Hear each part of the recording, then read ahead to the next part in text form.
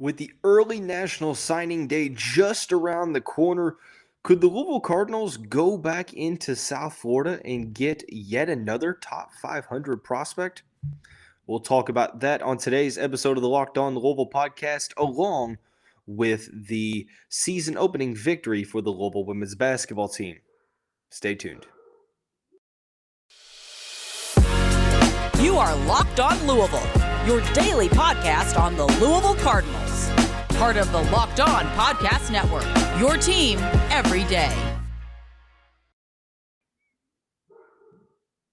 What is going on, everyone? Welcome into another episode of the Locked On the Louisville podcast. I'm your host, Dalton Pence. Today's episode is brought to you by BetOnline. BetOnline has you covered this season with more props, odds, and lines than ever before. BetOnline, where the game starts. I want to take this time to say thank you all for making us your first listen of the day. Just a reminder, the Locked On the Louisville podcast is free on all streaming services 5 days a week. Your team every day. Excuse me. So with that being said, on today's episode of the show, we're going to start out by talking about a little recruiting where the Cardinals are continuing to try to create or recreate, I should say, the South Florida pipeline. This time in 2023, top 500 prospect Edwin Joseph. We'll talk about his official visit to the university this past weekend and more. We'll also talk about the Louisville women's basketball's season opening victory over the Cincinnati Bearcats. And then finally, we will dive into the weekly mailbag segment. So there's no secret that Louisville is continuing to try to recreate the South Florida to Louisville pipeline in the 2023 class. They already have a handful of top South Florida commits. In the 15 commitments that they have, there are, 1, 2, 3, 4, 5. 5 of the 15. So a third of the Cardinals' commitments are from the Sunshine State. Now, granted, there's been a lot of talks of, it's California to Louisville, St. John Bosco to Louisville. Yeah, I mean, that's also true, but you can't overlook the fact that the Cardinals are trying to get back into the South Florida area to try to create some of those pipelines, especially with Florida not being the greatest. Florida State has been solid, but Miami has struggled as well. So Louisville, with some momentum, is trying to capitalize now. They are going after 2023 top 500 prospect Edwin Joseph, ranked as the 448th best prospect in the 24/7 Sports composite. He is an athlete, according to 24/7 Sports, plays two ways, both as a wide receiver and as a defensive back. 6 foot, 178 pounds. Native of Hollywood, Florida, standout of Chaminade Madonna Prep High School down in the South Florida area. Has some big-time offers. Penn State high up on his list, has offers from Auburn, but right now no head coach, so it might be a little bit difficult, but they're still in the mix. Florida State, Miami seems to be at this point currently the team to beat. He also has offers from Maryland, Georgia Tech, Michigan, Oklahoma just offered last week, Pittsburgh, South Carolina, Syracuse, Texas A&M, Utah, West Virginia, so on and so forth. Has a couple of crystal ball projections in the 24/7 Sports crystal ball area. Andrew Ivins, a Southeast recruiting analyst for 24/7 Sports, has given Miami a confidence pick of about 5, which is about medium confidence.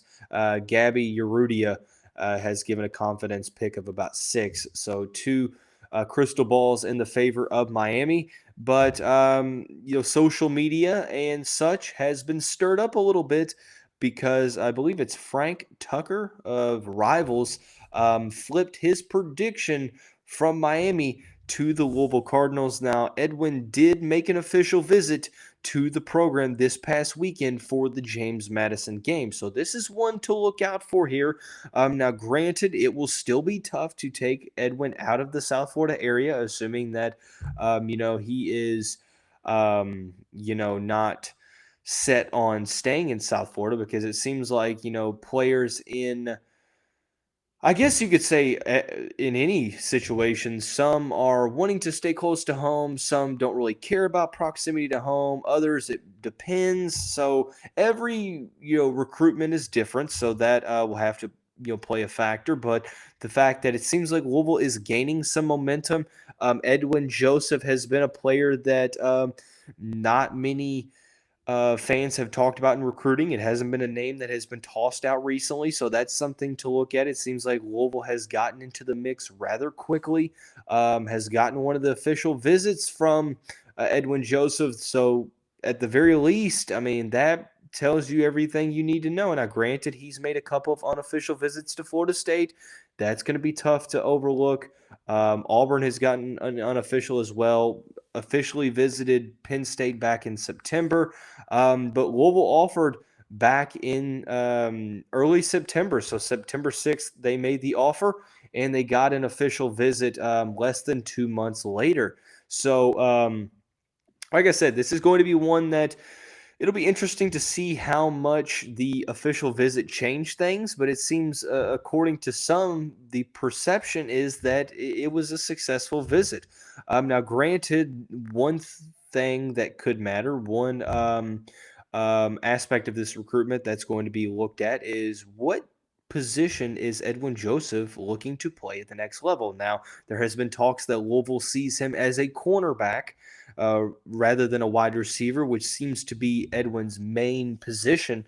But we see that a lot in high school, two-way players that play wide receiver at the high school level, but play defensive back at the next level. Solid, ball skills, solid.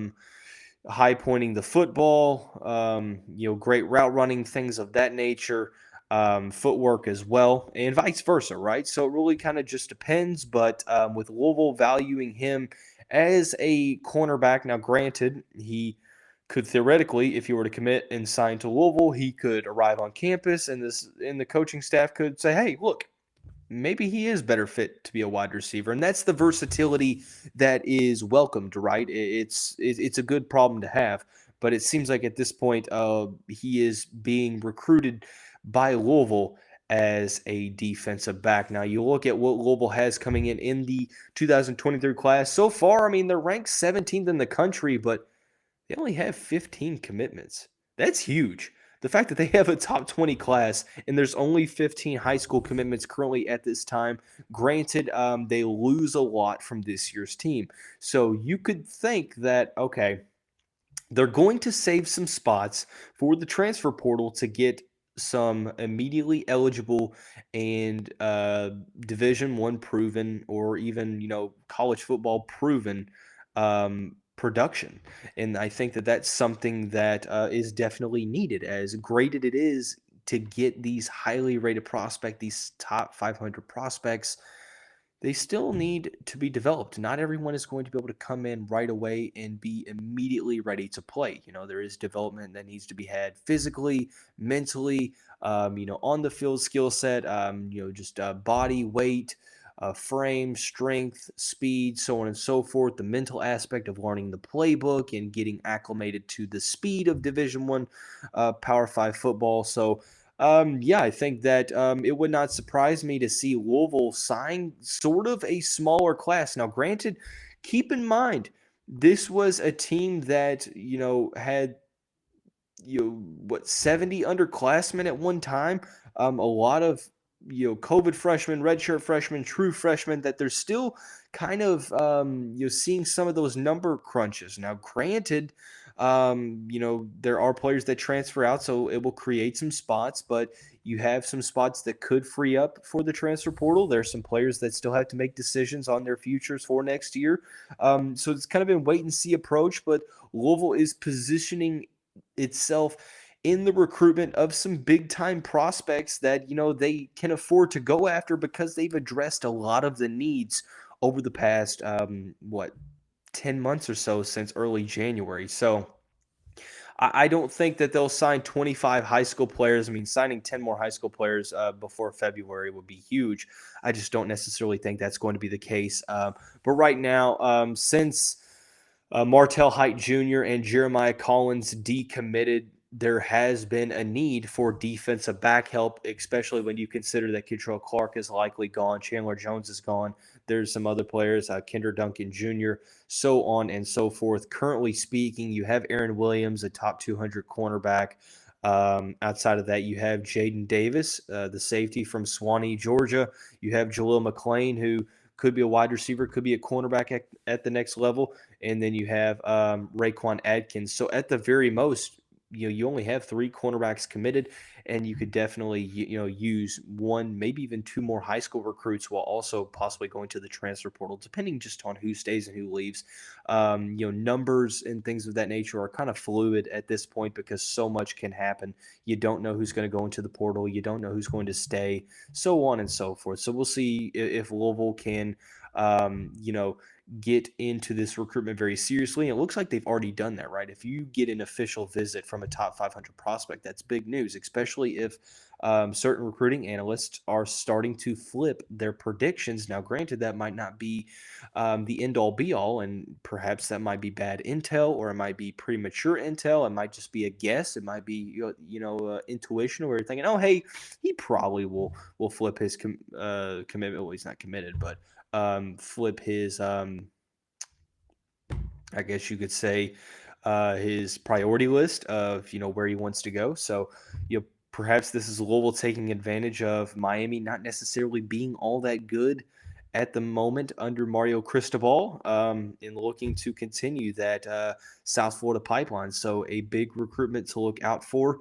Also, you have Cole Martin, Sean Russ. Russ was also in attendance for the game, top 500 defensive back, just like Edwin Joseph, but Joseph definitely one to look at moving forward. So, but that's going to be all the football recruiting news that we talk about, at least in this segment. There is a mailbag question, but we'll talk about the opening game of the Louisville women's basketball schedule, where the Cardinals came out victorious over the Cincinnati Bearcats.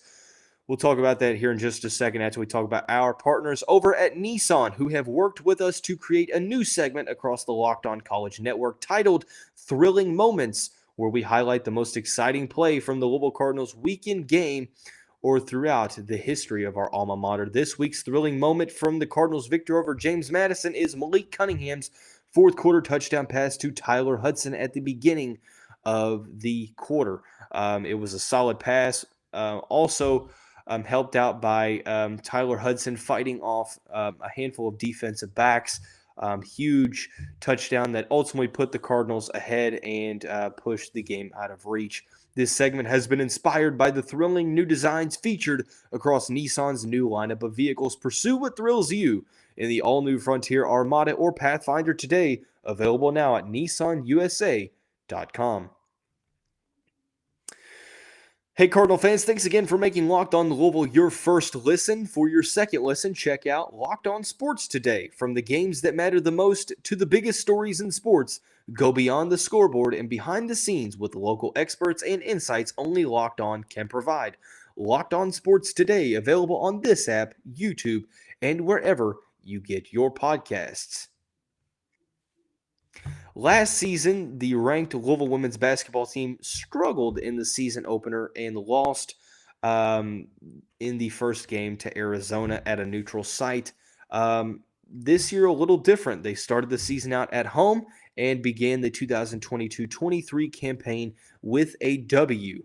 87-68 over the Cincinnati Bearcats. The Cardinals were led by Hailey Van Lith. And if this game taught us anything, is that the Hailey Van Lith Morgan Jones backcourt is going to be a problem that teams have to deal with. One of the most deadly duos, not only in the ACC, but also in the country. And the scary thing is that the duo combined for 32 points.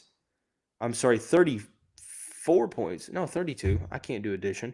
32 points And Morgan Jones didn't necessarily have all that great of a game. Now, Hailey Van Lith showed why this is going to be possible first team All-American honors type of season. 12 of 20 from the field, 28 points, a game high for both teams. She was 2 of 7 from behind the arc, 2 of 3 from the free throw line. Also contributed 2 rebounds, 2 assists, and the confidence was shown on full display with her ability to create for herself in the mid-range off the dribble. Showed the confidence throughout the game, even when the shot wasn't falling at times, and did not fail to try to assert herself when the offense kind of struggled, especially in that third quarter. It was smooth sailing for the Cardinals up until the halftime intermission. They led 48-28. And Cincinnati made things interesting in the third quarter, cut it to single digits. They implemented a full court press, kind of a trap and press that Louisville struggled with. Now, that was something that we'll have to look at moving forward because they weren't all that great in handling the press last year, but it's game one. So you can't look at this and think it's going to be a finished product on the court, because game one in any sport, I don't care if it's women's basketball, football, men's basketball, soccer, baseball, so on and so forth. I mean, you're going to have some rust that you need to shake off. Not every player is going to be at their best. You're going to struggle here and there as a team when it comes to chemistry. But in the first game of Morgan Jones and Hailey Van Lith's backcourt duo, I thought you saw the potential of what this duo could be. Both utilize the mid-range very, very solidly, but they also have a contrasting skill set that directly benefits one another. As Morgan Jones is more of a slasher that gets to the rim and uses her size, over 6 foot, does a good job on defense, a very, very good defender with a ton of athleticism, but she is great at getting to the basket, utilizes the mid-range as well. Hailey Van Lith, more of an outside threat, a very solid perimeter shooter, but also in this game reaffirmed that, hey, look, I'm not just a perimeter shooter, I'm a creator. I can create my own shot in any of the 3 levels of the half-court offense, and I think she did just that. The duo combining for 32. I'm sorry, it wasn't a game high because Milton for Cincinnati also had 28, so you could say tied for a game high. But Morgan Jones kind of struggled here and there with turnovers. She had 4 turnovers, but had 14 points, 3 steals, 3 blocks, 2 assists, and 4 rebounds. Going to be this year's Emily Inksler in the way that she is going to be a defensive leader on this team that affects the game in more aspects than just scoring. Liz Dixon had a solid game, very efficient from the field, 5 of 6 from the field, 12 points. Olivia Cochran had 4 points and led the way with 8 rebounds. Peyton Verhulst had some big buckets. She had 9 points. Mikasa Robinson with some big defensive moments and affected the game in many ways. She had 5 steals, 6 rebounds, 3 assists to go along with 5 points. Josie Williams, 3 for 3 from the field. The Utah Valley State transfer had 6 points and 4 rebounds in 11 minutes of action. And Nyla Harris in her first collegiate game, 5 points and 2 rebounds. So a balanced attack for Louisville. Obviously not the greatest game. They shot 23% or 24% from behind the arc, as Cincinnati shot almost 70% from the three-point line.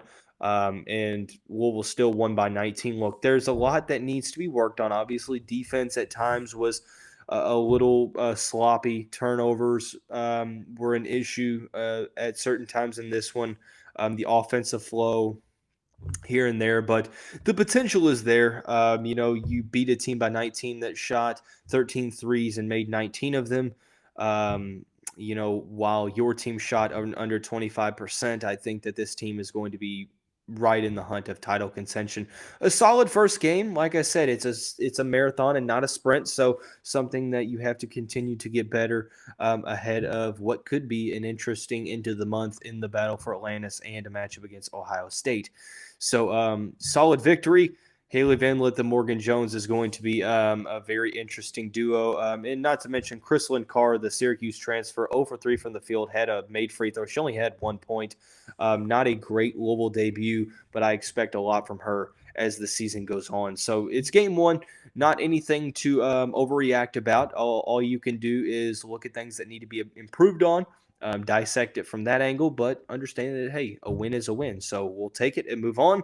But in terms of moving on for the rest of the show, we'll dive into the weekly mailbag after we talk about our friends over at BetOnline. BetOnline.net is your number one source for sports betting info, stats, news, and analysis. Get the latest odds and trends for every professional and amateur league out there, from football to basketball to soccer and esports. We've got it all at betonline.net. And if you love sports podcasts, guess what? You can find those at BetOnline as well. We're always the fastest and easiest way to get your betting fix. Head to the website today or use your mobile device to learn more. BetOnline, where the game starts. As always, I want to say thank you all again for making us your first listen of the day. Just a reminder, the Locked On Louisville podcast is free on all streaming services, including YouTube and WHAS 11+, 5 days a week. Your team, every day. The mailbag is filled with some interesting questions across a handful of different sports. I want to start out, I mentioned, or I hinted at there being a football recruiting question, and I think that should be the first one we talk about, just kind of due to the context of the show. The question kind of relates to the numbers game. You had an episode about a month ago about the needs of Flyville 23 moving forward. Are those still your thoughts? And what positions do you feel Louisville needs to address heading into the early signing period in February? That's a good question. I don't think that the needs have really changed, considering the fact that there hasn't really been many commitments, I don't think, outside of maybe Kataris Hicks. I think interior defensive line is a spot that Louisville could use a commitment or two at. We know whether that's the transfer portal or the high school realm. That's still yet to be determined. Sorry, I've got the hiccups. Defensive back is also a spot. Maybe it's safety. I know that you have some players kind of waiting in the wings. Safety, cornerback. A player or two there. You might add another running back or two. Perhaps you look to get another offensive lineman. But as of right now, I think defensive tackle, especially on the interior, linebacker as well. I think defensive tackle and the linebacker. Because you're possibly losing Monty Montgomery. You're going to lose Yasir Abdullah. You do have some very talented players waiting in the wings, waiting for their opportunities, but I still think linebacker is a very critical spot. So I'm going to go the top areas of need being defensive line, interior-wise, and then the linebacker. So with the exhibition games being a struggle for Louisville, are you worried about the upcoming matchup against Bellarmine? That's actually a good question, because we're going to talk about that on the show for tomorrow. But yes, I am excited for the Kenny Payne era for sure, and I'm not saying that it won't be a good era. But you can also be concerned a little bit about the regular season this season because of the struggles against the two exhibition teams. Now, granted, I mean, it's not the end-all be-all. The season's going to be a work in progress. It's a new coaching staff, players that – mainly from a team that only won 14 games or 11 games last season. So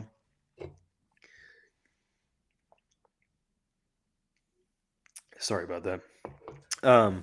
So like I said, I think that, but you can be worried about the game against Bellarmine because Scotty Davenport's teams are always very disciplined, very balanced.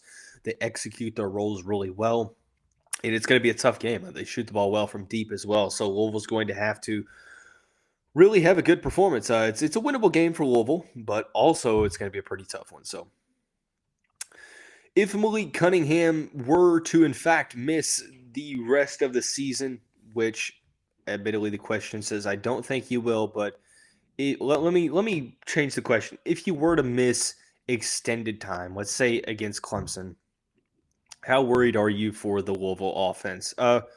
I mean, obviously, I am worried for the Louisville offense. Clemson has a solid defense personnel-wise. Now, granted, it didn't seem that way against Notre Dame and Wake Forest, but they still do have the personnel on defense. They are battling some injuries.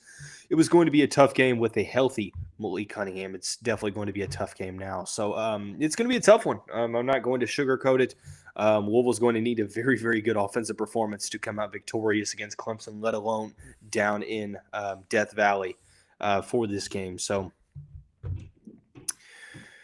Do you feel as if it's going to be more so a matter of the starters doing what they need to do or the depth making up for it for the Louisville basketball team this season? So I guess the question is there more pressure on the starters to do what they need to do, or is the pressure more on the depth? And I think it's kind of unfair to say that at this point because I think that there's a lot to prove from the starters. I don't think that you look at the starting five and you think, okay, you know what you're going to get from the starters because we don't. You have high hopes for Ellis and Sidney Curry. Jalen Withers looks solid in exhibition. You have high hopes for whoever starts at the two, and then obviously Brandon Huntley Hatfield as well. But all five of those players still have something to prove. So I don't necessarily think it's a comparison between which one. I think you have to get solid minutes from both. You have to have the tone set from the starters. They have to give you that production, but that production can't drop off immediately when Kenny Payne goes to the bench. Into the second unit. So we'll see kind of what the lineup looks like in the first official game on Wednesday evening. But I don't think you can necessarily answer that question one or the other because you should really, in all honesty, say both. So, but that's going to wrap up this episode of the show. We talked about Edwin Joseph and Louisville trying to continue to create that Miami pipeline or that South Florida pipeline to Louisville, or recreate it, I should say. I talked about the Louisville women's basketball team victory over the Cincinnati Bearcats. Also dove into the weekly mailbag. There will be 2 episodes before I go on a work conference. So they'll be recorded tomorrow, or they'll actually be recorded tonight for Wednesday and Thursday. So there will be no talk of the Louisville basketball contest until Friday when I get back. So there will be an episode on Friday evening. But that's going to wrap up this second bonus episode on this Tuesday edition of the show. Everyone have a great day. We'll see you right back here tomorrow.